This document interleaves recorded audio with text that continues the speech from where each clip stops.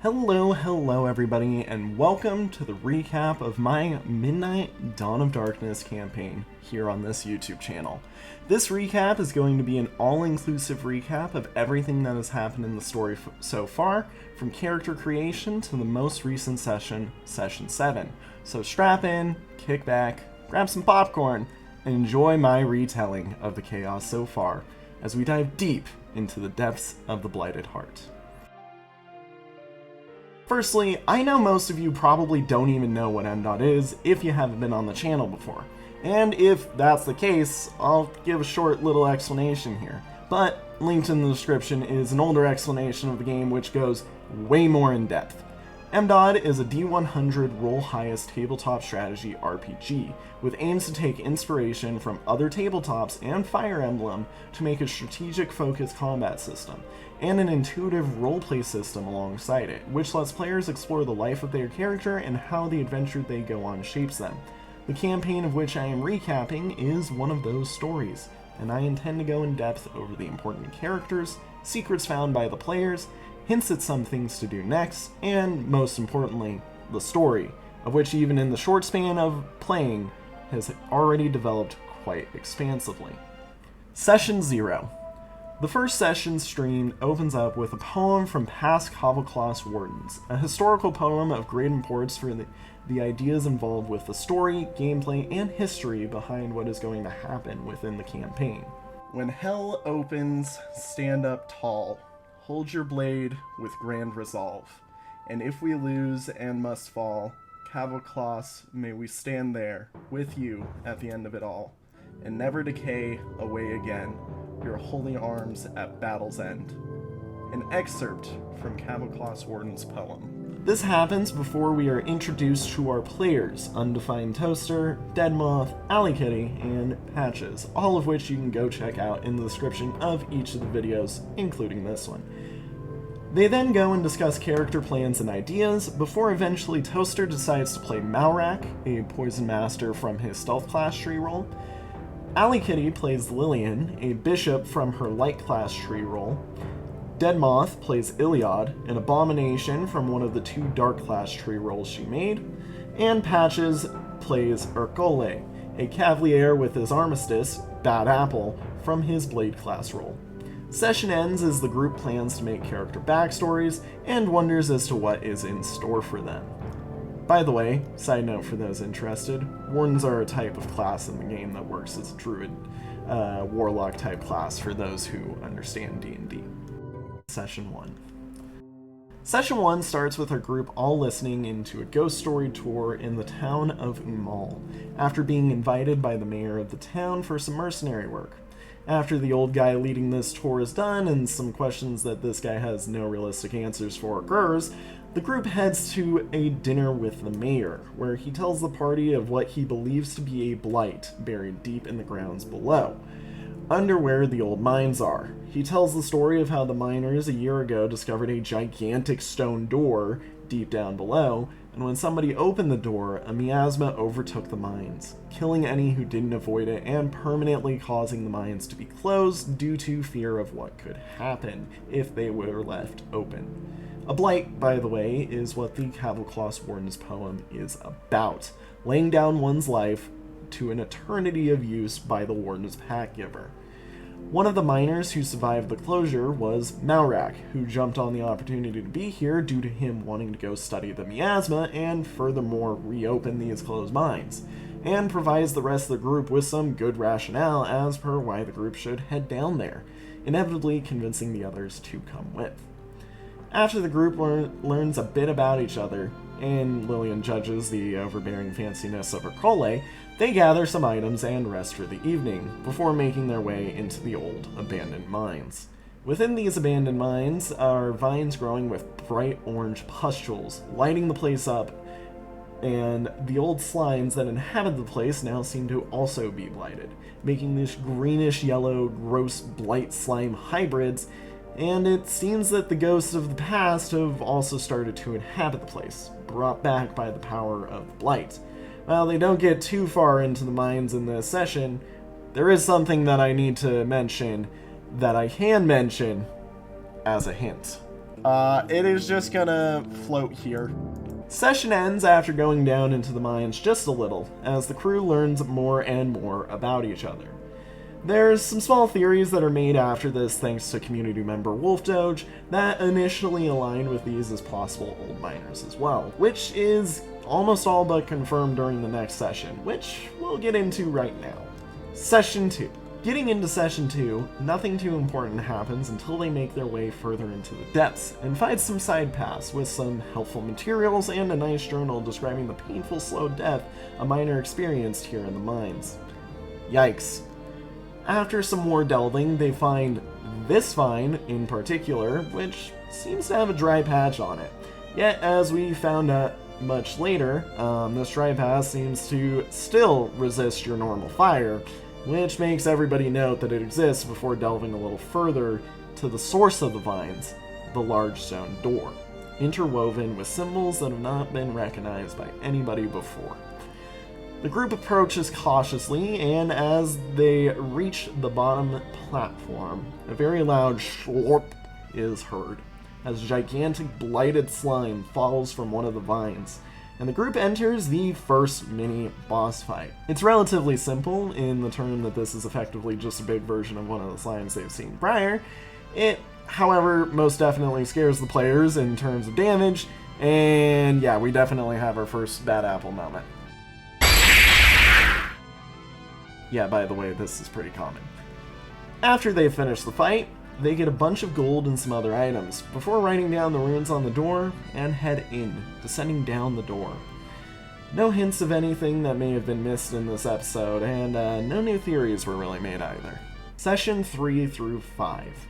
I'm going to start grouping some of these sessions together, mainly because Session 3 through 5 is effectively one long string of events that all can be chronologically ordered together, despite the fact that they are all, in an open and kind of organized slightly differently. Just to let you know for why we're grouping all three of these together. Upon reaching the bottom of the giant staircase beyond the door, the group arrives in a large subterranean environment where the air is fresh and the signs of the blight seen prior seem to have entirely disappeared. The unbelievable depths of the stairs imply the age of the blight below to be at least 100 or more years, and upon reaching the mass opening, a large man of goat-like descent sits on a gigantic stone plinth, admiring the sights around him. He curiously checks out the party before introducing himself to them, while talking in a weird and interesting pattern. Upon inspection, they note the man to not only be of this goat-like descent, but also Varelfur and Fremnite descents, both of which are part of the playable races in DoD. But it's the goat-like one that's unrecognizable and intriguing to the players. They talk to him and determine that he seems to have no memories and woke up roughly 20 minutes prior to when they met with him. And he's been down here contemplating and watching what everything is since he woke up, basically. He has no idea what so many concepts and ideas are, and seems entirely lost when they ask him things about the blight and the likes. He then passes them an empty book that he woke up with, which has a heart on the cover of it, before trying to show them a nearby village, and then disappears as if he was never there in the first place. This of course spawns a ton of theories as to if he was a ghost or if he was even really there. But after some questions, I also personally confirmed that he was physically there, just seemed extremely light-footed and just disappeared out of nowhere. After a few fights and deciding to follow the stone walls of this large plains-like environment, they find a secret wall here, which holds this large stone golem and a key. The key has a large circle on it, and when they bring it back to the stone plinth, they realize that it can be opened and find a large pile of useful resources for them, and a permanent reminder for these plinths, of which has inspired me to make the second hint for this video. Always check nearby points of interest. You'll never know what you'll find. After some further searching, they find some hot mud, which seems to bubble and be impassable for the time being. The players note this and remember to come back to it later, before finding some vines similar to what was in the abandoned mine, except not covered in the blighted pustules. They look like they could be cuttable with a sharp enough edge, but all attempts to do so seem not to work, I will also mention that even though it's out of order as per the chronological organization of events, they do find a large cracked rock, which looks to be breakable if hit hard enough. Again, also something they don't have the capability to do so far. But back to the vines, it's around this time they find... No, not that. It's the page in the center. That little thing. Right there. Right there. After stumbling around a lot of the plains and labeling a ton of different rocks different things, they find these 2 pages of the book. One here in between the pillars with the golems, which looks like this, and another one in a secret hole in a cave wall, which looks like this. These 2 pages seem to be a form of map for the first page, and a list of some kind for the other. It's here that I'll give my third hint and ask if you as a community know anything similar between the 2 pages when lined up like this. These 2 pages form the basis of understanding the weird rune language that the community has so far discovered. Here's a chart of what have been labeled as the letters and their possible translations. They have no idea if this is exactly how the language works, but Discord member PearBeanT and Patches have been delving into the language, and they believe this to be 4, 5, and 6, due to their location on the page being comparable to that of page numbers in a book. Additionally, they believe the language to be based on a form of sound-based spelling, hence the 6 being spelled 6 to them. However, they also aren't 100% sure of this. They also have some more numbers they believe to have figured out, but that page that has said numbers is found in a bay. Some of you may have also noted the golden and silver Morse code on these pages, which, when translated, gives these messages.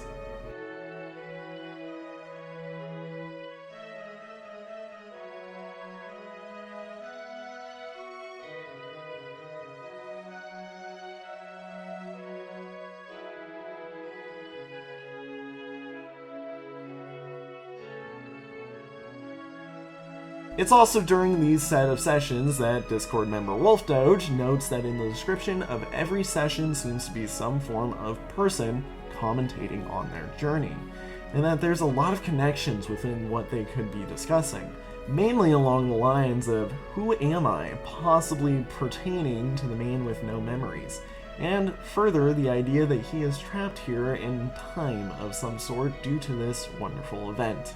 Reason this is mentioned as a possible connection is due to the idea that tampering with the plains, or rather the cave in any way, seems to summon the man, but after attempting this on loop, nothing else really seems to occur. After all of this secret scrounging, the group finds a set of walls, which, while they avoided these prior, now decide to approach, which have 2 large stone golems guarding them, one of which morphs its stone into silver, and seems to be able to move large distances and knock back opponents just as far, while the other morphs its stone into bronze, and seems to have the ability to throw its opponents far distances. Again, cue the bad apple moment. The 2 golems stand and guard the gate, saying that only those who are worthy may enter the village beyond, and form the second mini-boss of the campaign, which, after a long battle, results in the inevitable proof that the players are worthy to enter, and the golems, giving their respect to them, move us into the next chapter of our journey. Session 6 and 7.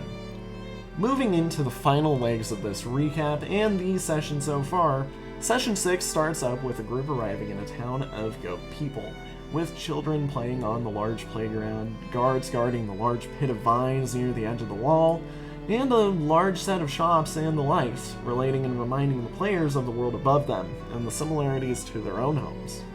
After some quizzical looks from the villagers, the village elder comes forth, and shows them around town, specifically to the market, the town in general, and its gardens, the clock towers, and the large housing tower structure, of which, after some charades, because the village elder doesn't speak common, but rather some weird form that has been aptly labeled record player, gives the room and all of its stuff to the group as a home within the village.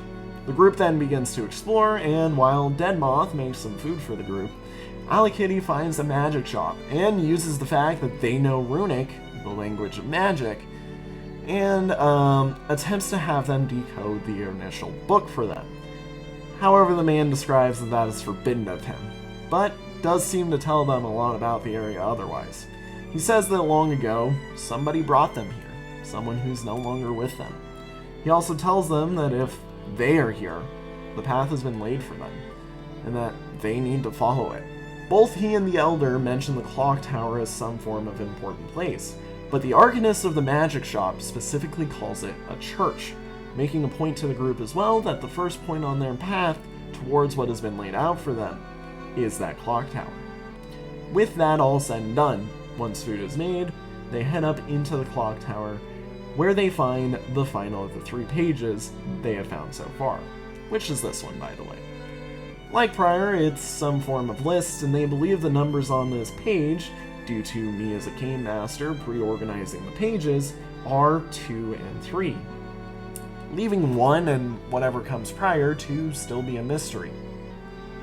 And finally, once they get to the top of the clock tower, they find a large, giant armored mech with wax wings standing in front of a bronze statue, working on the clock tower. Upon noticing the group, he turns and thus begins our first boss battle with Icarus, the Mechanical Guardian. Icarus is an extremely tough fight, dealing large damage to everyone consistently throughout the entire event, and seeming to hardly take damage until its large energy reserves were gone, in which it would go into a down state. After a long time of baiting and taking attacks, they finally finish the fight. Once they approach the statue, Lillian reaches her hand out to it, and proclaims herself true bearer of the orb's contents, and when she places her hand on it, a ring is now on her right hand ring finger, alongside the man with no memories, having his hand pressed on hers. After the short moment, this clip occurs. Probably her right hand. Then it is on your right hand ring finger. Okay, cool. You get married? Which has spawned far too much joke comments about the relationship of the 2 characters, but the most important part is this. He seems to be persistently following Lillian now, and has officially joined as a persistent, albeit currently not too helpful, part of the party. That everyone loves due to his innocence and misunderstanding of food. A steak right in front of you. Would you not eat it? You're the No. only one who does this. Every other door Depends, has am I never been hungry? like you. And also his implications to the greater story of the campaign, as when the group finally leaves the clock tower, he remembers building the town, causing the flashback to play out not only to him, but to Lillian as well. This is before the people of the village smile and seem happy to see him, and he himself seems happy at the idea that they are here, seeing the children playing giving him some sort of pride and wonder at the world, before he eventually finally asks Lillian, and by extension the whole group, to help him find and solve his memories. Lillian agrees, but doesn't fully know how well she can help, but is then assured by the man as best as she can be, by a reminder of the path that the Arcanist had now told them both about, as the Arcanist as well seemed happy to see him, and reminded Lillian of the progress they have made in the path that they have left to tread after, a meeting that occurred shortly before this event. Once the group has all prepared, they talk to the guards guarding the pit of brambly vines, which, after inspecting the new ring on Lillian's hand, allow her and the group to enter, which is where the final session we have had so far ends.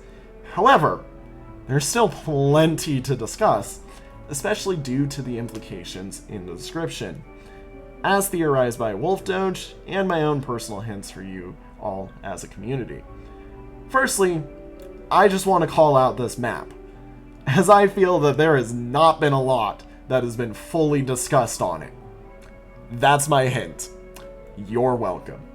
Of course, moving into theories on this, the main theory seems to be that this has all occurred before due to these comments made by the one watching all of this, or that this is a loop that is breaking via the player's interactions with the man with amnesia, Additionally, due to the high regards that everybody holds this man as in the village, Wolf Doge believes him to be some kind of royalty.